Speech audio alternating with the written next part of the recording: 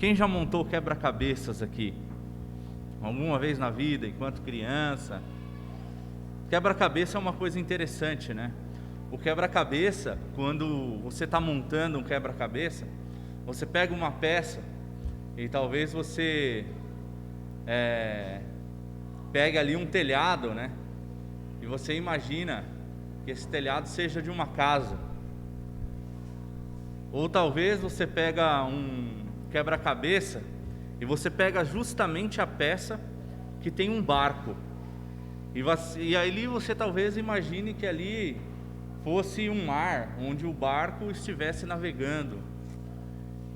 Ou talvez você pegue a parte de uma árvore e quando você olha, você pensa, certamente é uma floresta. Só que quando você monta o quebra-cabeça completo, você então percebe que aquilo era uma grande paisagem. O telhado, na verdade, não era de uma casa. O telhado talvez fosse de uma igreja. Você pega o barco não estava no mar. O barco estava em um rio que passa próximo a essa igreja. E quando você pega a árvore, ela só fazia parte de um jardim da igreja, mas não tinha floresta nenhuma ali naquele lugar. Na verdade, quando você monta todo o quebra-cabeça, você vê que aquele era apenas o espaço onde a igreja ficava localizada, e em volta, talvez uma grande cidade, movimentada inclusive, com muitas pessoas. Esse é o cenário que eu queria começar essa mensagem. A mensagem que Jesus, nesse texto, vai fazer uma pergunta para os seus discípulos. E essa é a pergunta que eu queria que nós respondêssemos hoje para o nosso coração. Diz assim a palavra de Deus em Mateus, capítulo 16, do verso 13 até o verso de número 20. Indo Jesus para a região de Cesareia de Filipe, perguntou aos seus discípulos: quem os outros dizem que é o Filho do Homem? Eles responderam: uns dizem que é João Batista, outros dizem que é Elias, outros dizem que é Jeremias ou um dos profetas. Ao que Jesus perguntou: e vocês, quem dizem que eu sou?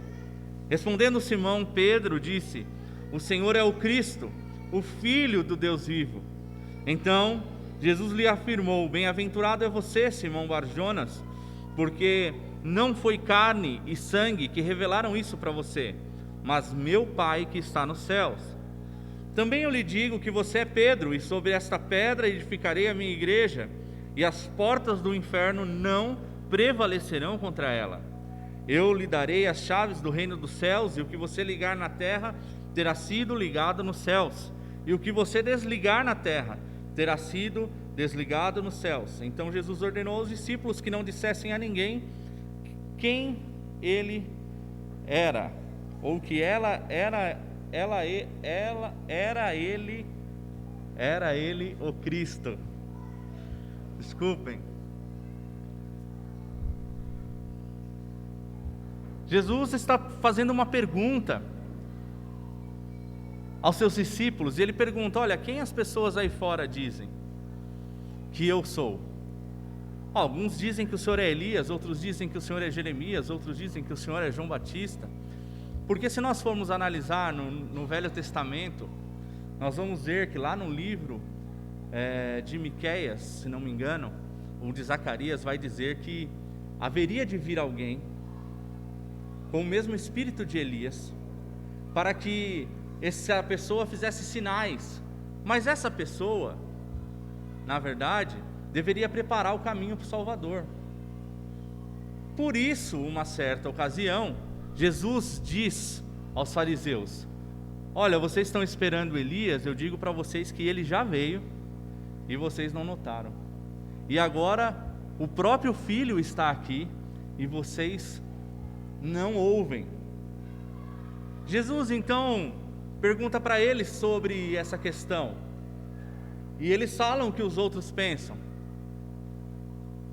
Só tem uma coisa: Jesus na verdade estava introduzindo uma outra pergunta, que é a pergunta chave de todo o texto.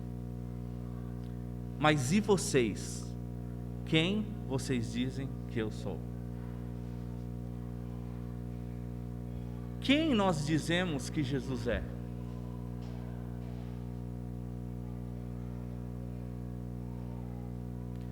Para nós hoje, quando a gente olha para o texto, a gente acha fácil responder: Tu és o Cristo, o Filho do Deus vivo. Mas pensem comigo, como é ter Jesus ao seu lado, comendo ovo com você, fazendo as mesmas necessidades que você.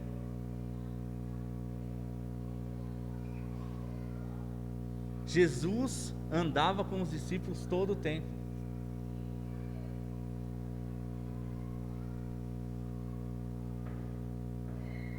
Por isso, Jesus está dizendo: olha, isso que foi revelado para você, não foi revelado por carne ou sangue, ou seja, não foi alguém que te falou daqui, não foi ninguém aqui da igreja que te falou. Isso foi te revelado por Deus, o nosso Pai que está nos céus, por meu Pai. E essa é uma questão interessante, porque nós gastamos milhões, se os irmãos não sabem, nós enquanto seres humanos, para pesquisar sobre Jesus e querer descobrir sobre Jesus histórico. Mas muito pouco dos cientistas que o procuram, que o estudam historicamente, tem a revelação que a gente tem aqui. A revelação de que Jesus é o Cristo de Deus, que nele estão e foram criadas todas as coisas. A revelação que não há nenhum nome acima no céu ou embaixo na terra, pelo qual todo homem deva ser salvo, a não ser Jesus Cristo.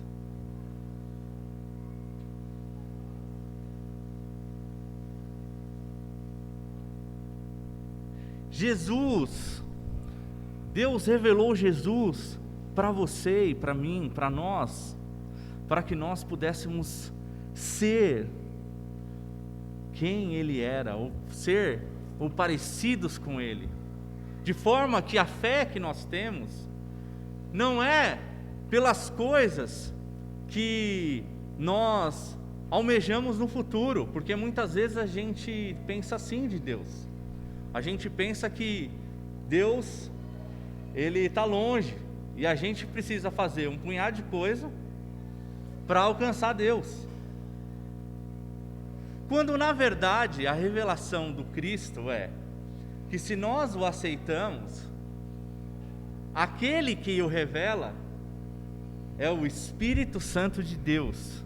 E o Espírito Santo de Deus que está em nós, então, nos torna parte dele. Por isso que nós, enquanto Igreja de Cristo, precisamos estar juntos como corpo. Porque eu não sei se os irmãos sabem, mas a igreja é uma pessoa. E às vezes a gente se esquece disso. Como a igreja é uma pessoa, ela tem um cabeça. E quem é o cabeça da igreja? Então eu tenho uma péssima notícia para você, meu irmão.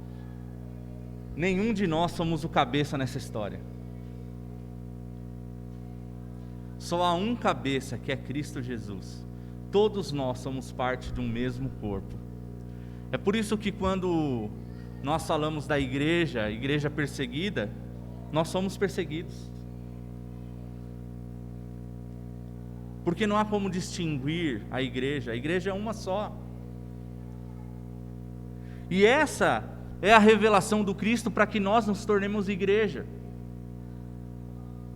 Quando nós nos tornamos igreja, nós nos tornamos parte dele. De forma que a gente não vai, então, buscar alguém que não é a igreja lá fora. Quando nós saímos daqui para pregar, quando nós saímos daqui para levar o evangelho para alguém, na verdade nós estamos pregando nós para nós. Porque essa é a revelação.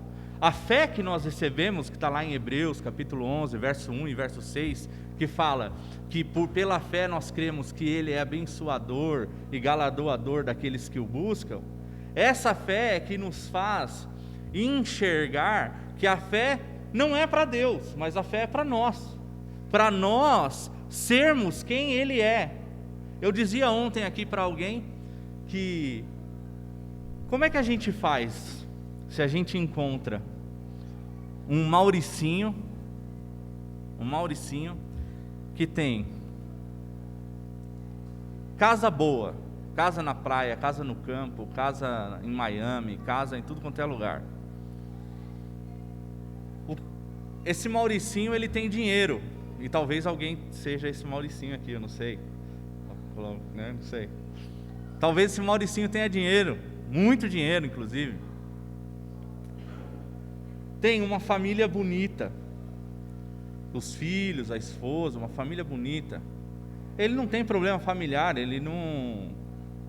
E também não está com um problema de oxigênio quando nós temos essa calamidade lá na Amazônia. Ele tem o Einstein à sua disposição. Talvez esse Mauricinho seja inclusive um deputado, quem sabe, né?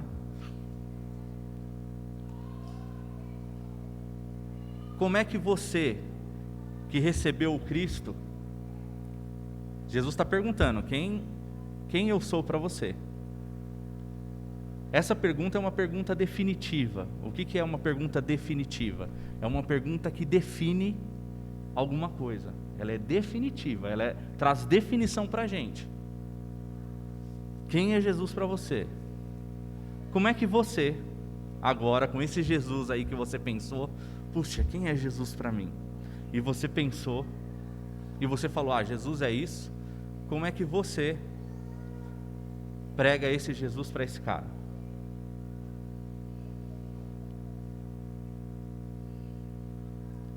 Eu acho que talvez muitos de nós encontrariam dificuldade nisso. Porque o cara não tem problema. Ele liga, o jatinho vem buscar ele aqui. Ele quer ir para qualquer parte do mundo, ele vai.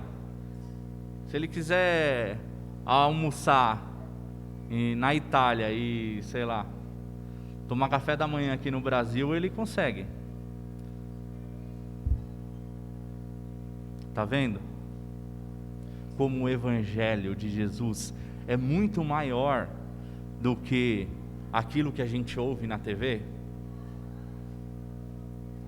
O Evangelho de Jesus, ele é muito maior do que a nossa necessidade humana de se alimentar, de ir ao banheiro, de ter um hospital. Está vendo como o Evangelho de Jesus, embora seja para que nós exerçamos as boas obras, para que eles reconheçam que o Pai nos enviou, como diz lá em Mateus capítulo 5, o Evangelho de Jesus, ele abrange quem você é. Por isso, quem você pensa a respeito, o quem que você pensa, né? O quem que você pensa a respeito de Jesus define aquilo que você pensa acerca de você mesmo e aquilo que você produz na sua vida cotidiana.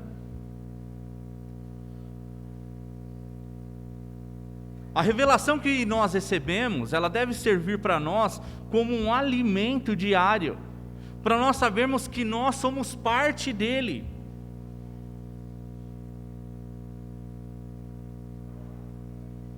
E muitas vezes a gente está se esforçando e se autoflagelando ou se sacrificando para que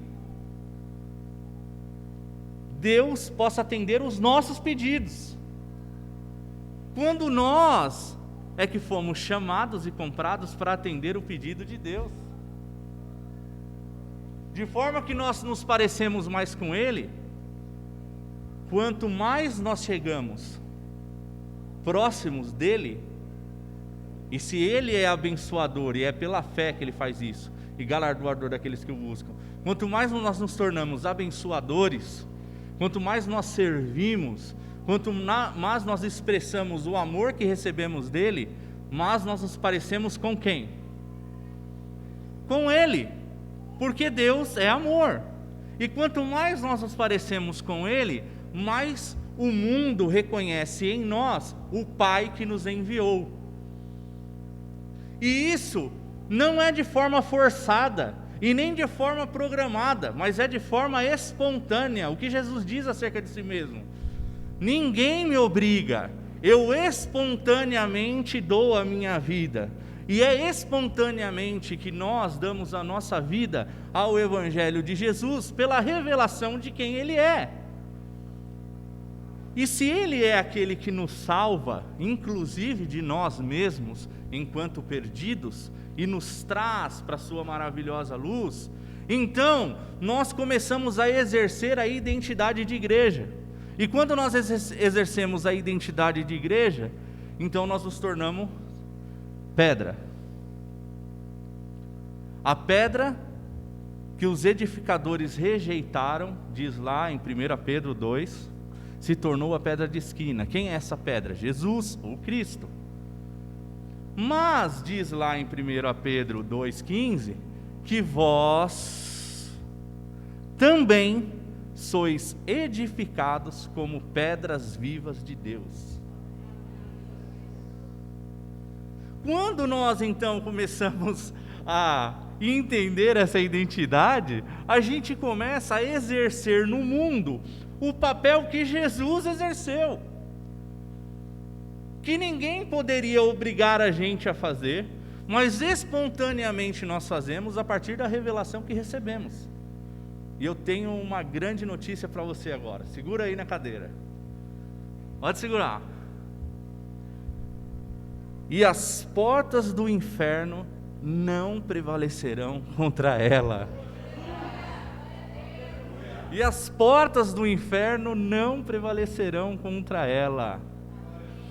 A igreja de Jesus, que somos nós, que recebemos essa revelação, que tem na mão a imagem, a expressão do Deus, que é o Espírito Santo de Deus, que nos revelou a Cristo como Salvador, essa igreja então mete o pé na porta do inferno e resgata as almas do inferno, porque tem em sua persona, em sua pessoa, o mesmo poder que há em Cristo.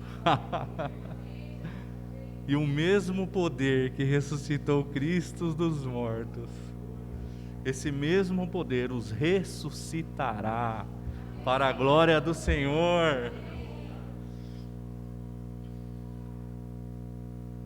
É por isso que a igreja é como o povo de Israel antigo.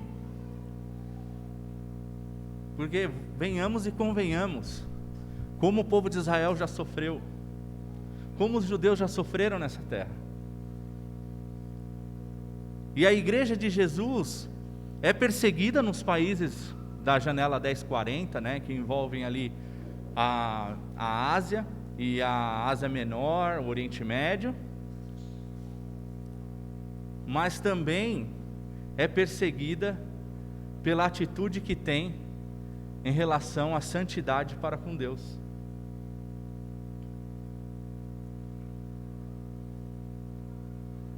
E isso incomoda.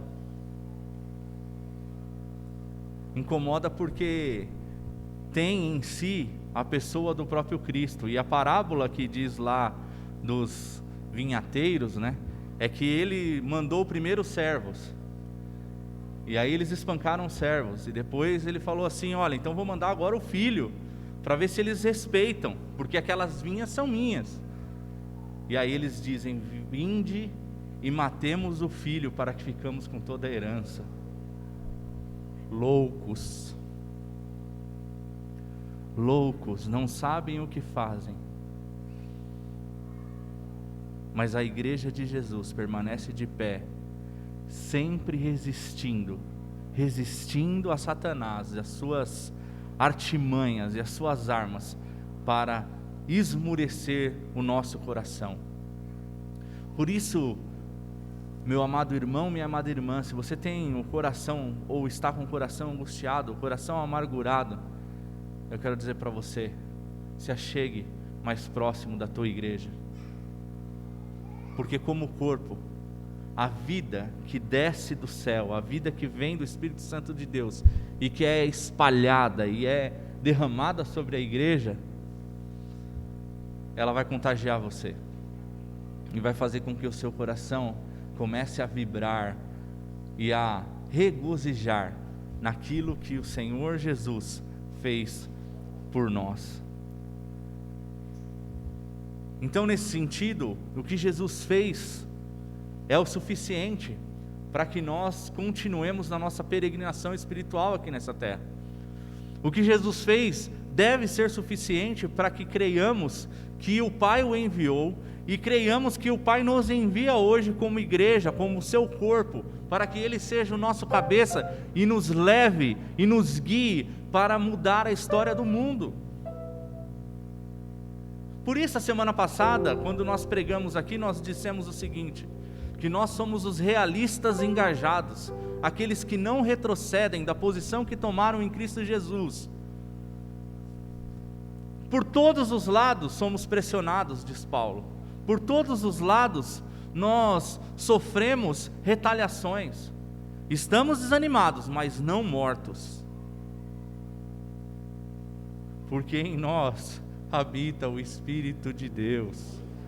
E esse Espírito está nos levando de glória em glória ao céu e à esperança do porvir, onde nós o conheceremos como somos conhecidos.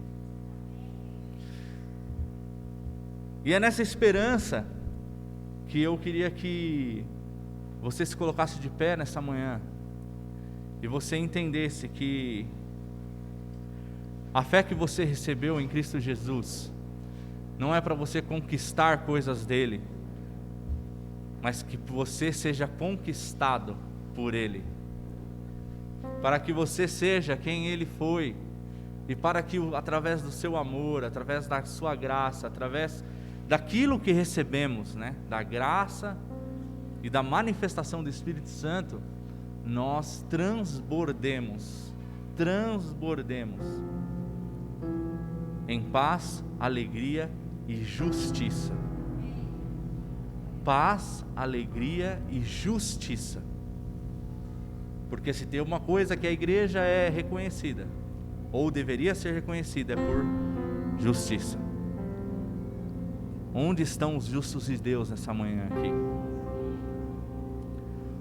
Aqueles que foram justificados, aqueles que custaram o sangue do Cordeiro, aqueles que têm nas mãos o poder de estabelecer reinos.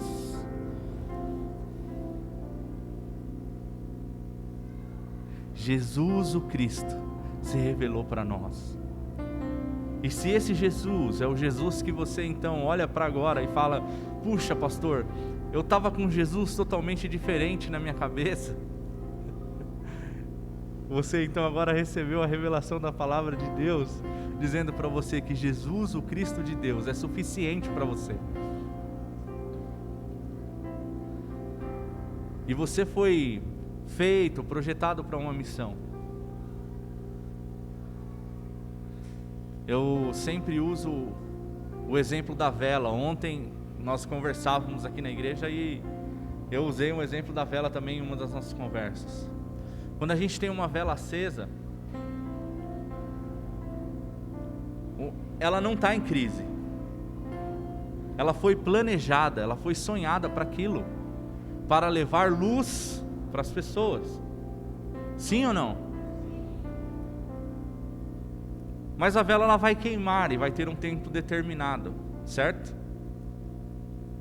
Só que em todo esse trajeto em que ela queima, em que ela arde, em que ela leva luz para as pessoas, mesmo ela no final da sua trajetória apagando o pavio, ela cumpriu o seu propósito, sim ou não? Porque ela foi definida, ela foi chamada, ela foi escolhida, ela foi planejada para isso. Nós fomos planejados, projetados para cumprir esse propósito, o propósito de Jesus Cristo nessa terra, o propósito de levar esse amor, o propósito de transbordar em alegria e justiça para as pessoas. Por isso que eu não espero menos de você, e nem Deus espera menos de você. Por isso que às vezes você leva uma chamadinha, talvez, ou de um irmão, ou de um pastor, ou de alguém. Sabe por quê? Porque santo, meu irmão, tem atitude de santo. Justo, tem atitude de justo. Qual é o fruto do justo? A justiça. Essa é a nossa missão. Ser como a vela. Nós também temos um tempo determinado aqui nessa terra. Mas nós devemos cumprir o nosso propósito de levar luz ao mundo. Luz. Às vezes a gente pensa em ir, né? Ir para a África, ir para Moçambique, ir para Oriente Médio. Não, ir para a nossa casa. Porque não adianta a gente estar aqui e lá na nossa casa a gente não ser luz. Ir para nossas conversas de amigos e levar luz, levar paz, levar justiça. Onde você estiver, meu irmão, lembre-se disso. O fruto que você produz é alegria, paz no Espírito Santo de Deus. Onde você estiver, você tem que produzir isso. Não dá para você tirar a roupa do culto de domingo e falar, não, eu só uso isso lá na igreja. Não dá. Sabe por quê? Porque é isso que você é. E quem é aquilo que faz, não sabe fazer outra coisa. Nós amamos porque nós somos assim, porque Ele nos amou primeiro. E se Ele nos amou primeiro, nós amamos. Porque nós não sabemos fazer de outro modo, a não ser amar, porque nós recebemos essa revelação do Pai.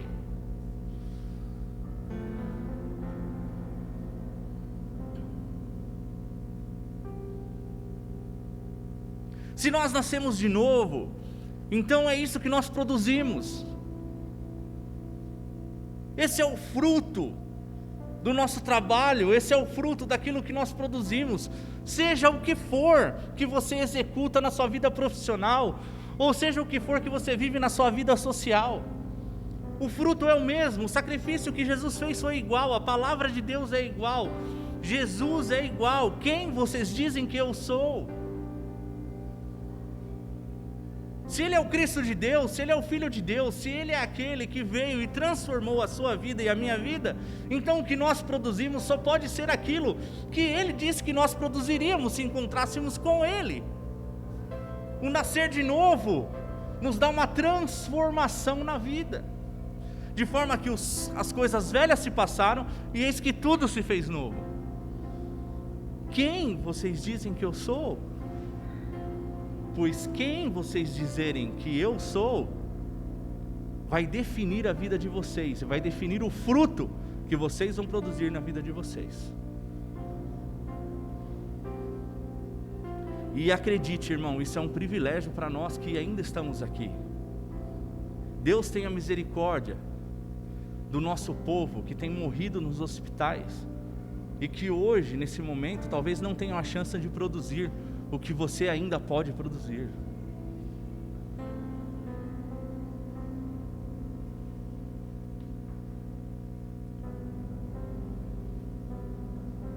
A Vivi falou aqui no começo da ministração sobre você se esforçar, ir na academia, você tentar, e muitas vezes é difícil. Se coloque à disposição do Senhor, para que o fruto do seu precioso trabalho seja paz, alegria e justiça no Espírito Santo de Deus. Onde você estiver, que você seja assim, pois a visão que você tem de Jesus é essa visão que você vai produzir. Se você tiver a visão de Jesus histórico, você vai ficar longe dele e vai só ver ele historicamente. Se você ficar perto de um Jesus religioso, você vai ter uma crença em Deus, mas você não vai experimentá-lo em si, porque essa não é a fé que nós professamos. A fé que Jesus ensina é que o Espírito Santo de Deus torna um conosco, e nós tornamos um com o Pai, como Ele é com o Pai. E as pessoas veem isso em nós. E essa, diz a palavra de Deus, lá em João, que é a fé que vence o mundo. Essa é a arma, essa é a vitória que vence o mundo, a nossa fé. A fé não que Deus pode dar alguma coisa para nós, mas a fé que Ele já nos fez co-herdeiros dele no céu, para a honra e glória do seu nome.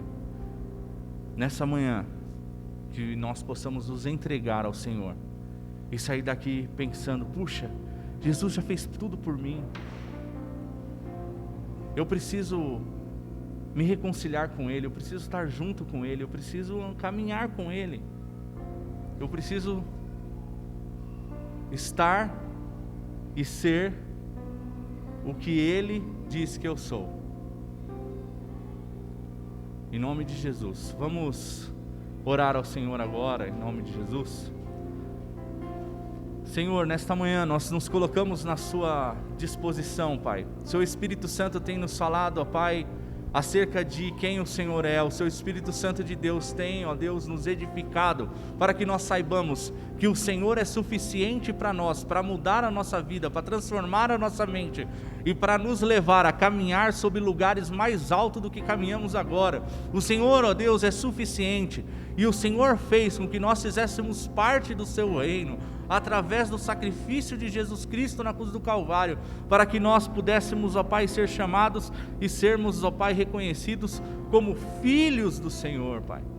Para que nós fôssemos, ó Pai, junto com o Senhor, o esplendor da glória do Pai nessa terra.